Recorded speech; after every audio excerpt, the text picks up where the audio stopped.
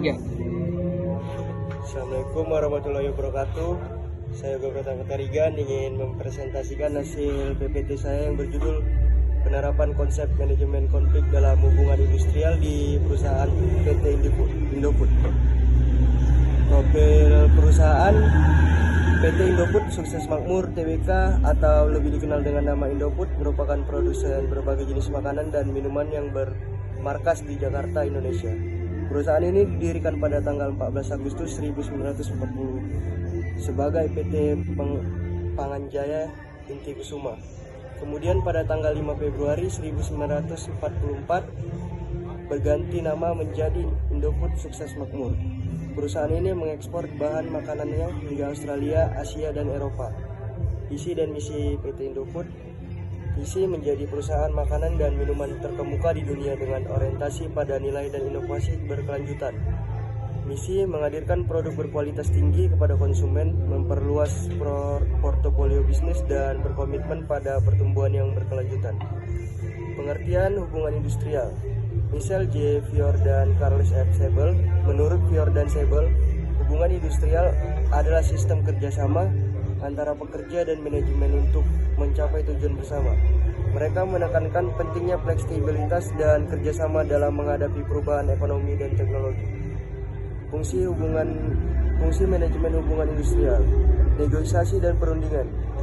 Manajemen hubungan industrial terlibat dalam negosiasi dan perbandingan dengan serikat pekerja atau perwakilan pekerja untuk menentukan kondisi kerja, upah, tunjangan, dan hak-hak pekerja.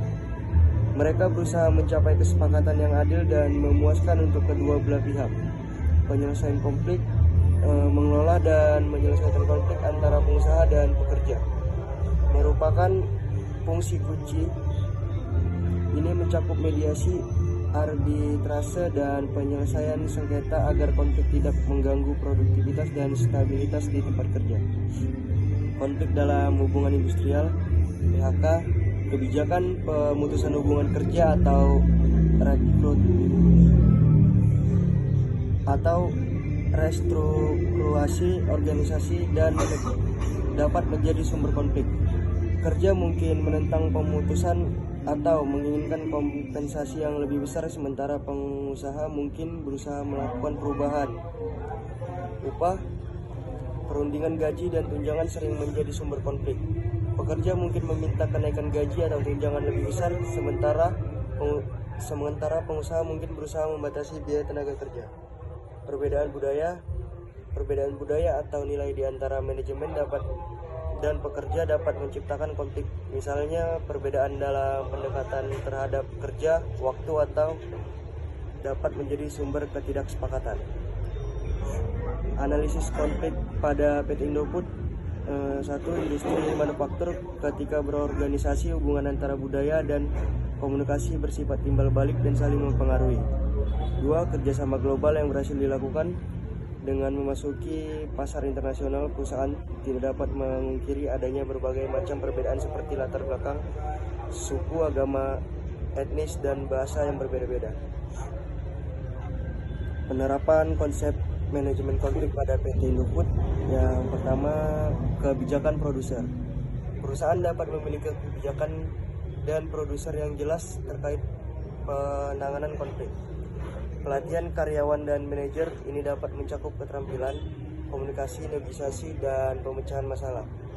Sistem komunikasi internal. Komunikasi yang baik dapat memfasilitasi pemahaman dan meminimalkan kesalahpahaman.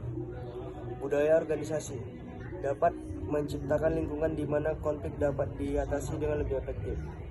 Tim manajemen konflik membentuk tim atau departemen khusus yang bertanggung jawab untuk menangani dan memecahkan konflik.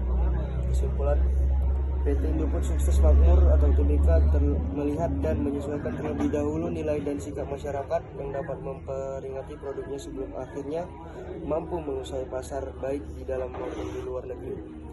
Secara lingkup internasional, strategi negosiasi yang dapat digunakan perusahaan adalah negosiasi internasional dengan dua konteks negosiasi yang dapat diperlihatkan, yaitu konteks lingkungan, faktor politik, dan hukum pluralis, faktor ekonomi internasional. Baik, terima kasih. Assalamualaikum warahmatullahi wabarakatuh.